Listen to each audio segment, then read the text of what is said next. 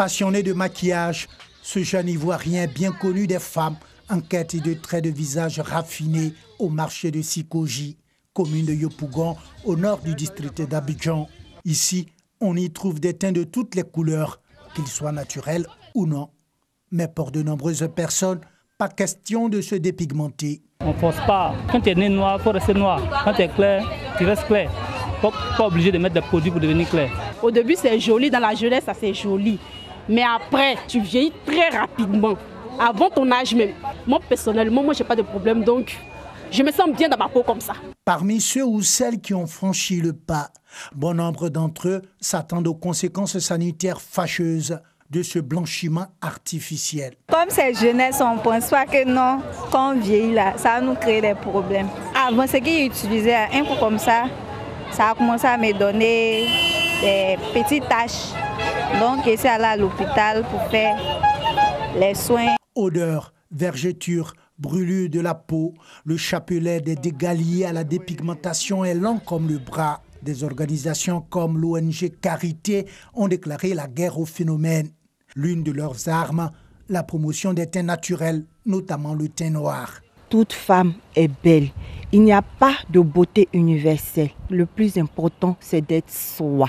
Je dirais à toute femme, quel que soit où vous êtes, restez tel que vous êtes, assumez-vous, parce qu'il n'y a rien de plus beau que d'être naturel. Un concours de beauté dénommé Miss Noire et Belle a même été organisé récemment pour valoriser le teint noir naturel et décourager ainsi les candidats à la dépigmentation.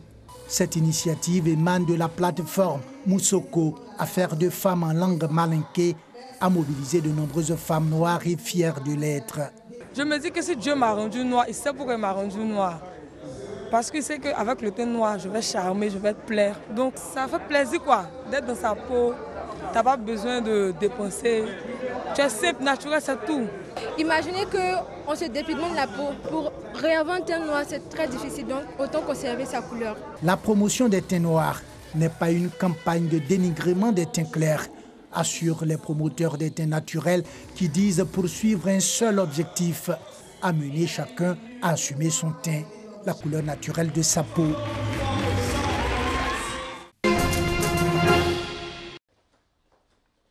Quand Mawa Bakayoko se retire ainsi, sous ce préau, devant son ordinateur dans l'arrière-cour de sa maison, son entourage se garde surtout de troubler son silence. Ce silence qu'exige l'écrivaine pour accoucher ses idées. La page blanche, pour l'instant, je ne connais pas. Peut-être que ça va s'étioler avec le temps. Mais quand j'ai une idée en tête, quand je viens m'asseoir, c'est qu'il faut accoucher. Je vais écrire comme ce que j'aimerais lire moi-même.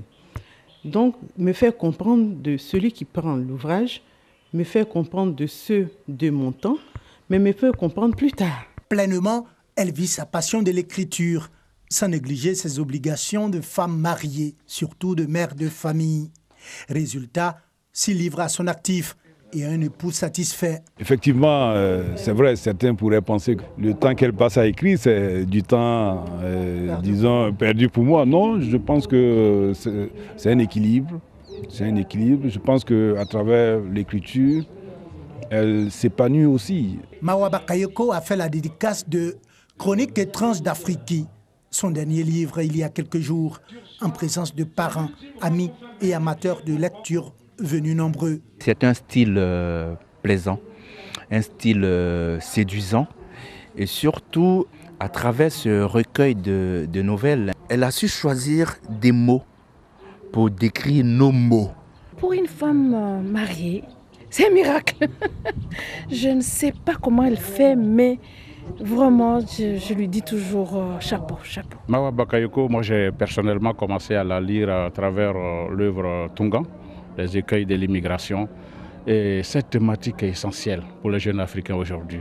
S'attaquer à l'immigration, c'est réveiller la conscience de la jeunesse africaine. À travers cette œuvre, Mawa Bakayoko se fait l'écho de cette problématique qui lui est chère. J'ai écrit ce livre parce que je voudrais un changement de comportement à tous les niveaux. Et pour moi, il était essentiel que je le mette sur papier et que chaque Africain fasse son mea culpa et qu'il se retrouve dans ces histoires afin de pouvoir orienter notre continent vers de meilleurs chemins. Fini les festivités de la dédicace. L'écrivaine Mawa Bakayoko reprend ses activités de femme au foyer et surtout la plume.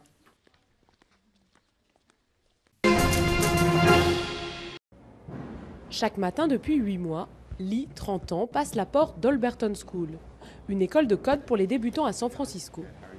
Au programme aujourd'hui, débugger un serveur internet. Ici, pas de professeurs ni de cours magistraux. Les étudiants apprennent à développer des programmes informatiques en travaillant sur des projets et en collaborant avec leurs camarades. Un modèle que le cofondateur de l'école dit être en adéquation avec les besoins des entreprises. La formation de 2 ans est gratuite, mais lorsqu'ils auront trouvé du travail, les anciens étudiants devront reverser 17% de leur salaire pendant 3 ans à l'école. Avant de reprendre des études d'informatique, Lee était prof de yoga en Arizona. Avec un salaire moyen de $100 000 à la sortie de l'école, Lee ne devrait plus avoir à s'inquiéter pour son avenir. Comme lui, de nombreux étudiants sont en reconversion. Toujours à San Francisco, une autre école, Hackbright Academy, propose des formations intensives en informatique réservées aux femmes. Ce soir, une trentaine d'entre elles présentent leur projet de fin d'études. Edelita, 28 ans, a travaillé plusieurs années dans le marketing avant de réaliser qu'elle s'était trompée de carrière. Elle espère maintenant décrocher un emploi de développeur. Je pense que plus il y a de femmes dans la technologie, plus on fait entendre notre voix, plus il y a de diversité et d'idées différentes qui vont sortir. Actuellement, les hommes détiennent 76% des postes techniques dans l'industrie des high-tech et les minorités noires et latinos représentent moins de 5% de la main-d'œuvre dans le secteur. Le président libérien William Robert Tolbert est au pouvoir dès 1971. Il dirigera le pays pendant 9 ans avant qu'il ne soit trahi par son sommeil. Renversé par un groupe de militaires des forces armées du Libéria. À la tête du putsch, Samuel Kayon Doe, un ancien sergent formé par les bérets verts américains qui devient président. Ce coup d'État sanglant marque une rupture qui met fin au règne des Libériens descendants d'Américains qui présidaient aux destinées du pays depuis son indépendance. Tout commence le 14 avril 1979. Ce jour-là, les tensions sociales sont particulièrement vives. Le mécontentement des populations va grandissant, dû en grande partie aux inégalités sociales existant entre les autochtones représentant 95% de la population et l'élite privilégiée afro-américaine composée des descendants des esclaves américains installés au Libéria depuis 1821. Des manifestations éclatent dans la capitale Monrovia. La décision du président Colbert d'augmenter le prix du riz à l'origine de la colère des populations. D'abord pacifique, celle-ci dégénère et se solde par des dizaines de morts. 70 manifestants au moins sont abattus ou piétinés. Le pouvoir de Tolbert est ébranlé. Il ne retrouvera plus jamais son équilibre.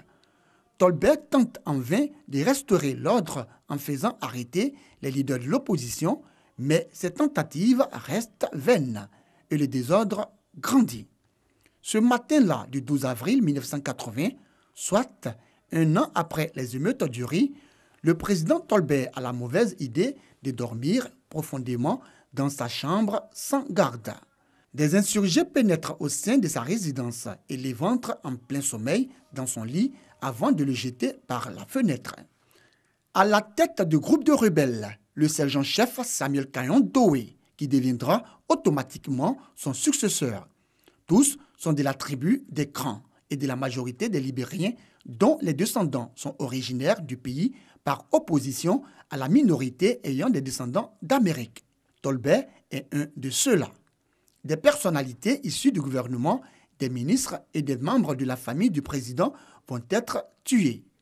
L'incurie du régime face aux problèmes des Libériens, sa corruption et son peu de respect pour les droits des citoyens pointés du doigt par les insurgés. La Constitution est abolie et le pays dirigé par un conseil de rédemption du peuple formé d'une dizaine de militaires. Le Libéria s'ouvre à l'Occident, avec notamment une plus grande coopération au plan économique. La légitimité du régime restera fortement contestée. Malgré une nouvelle constitution et la tenue d'élections, les années 1980 seront ponctuées par plusieurs tentatives de coup d'État. Samuel Doe sera renversé à son tour, puis exécuté le 9 septembre 1990.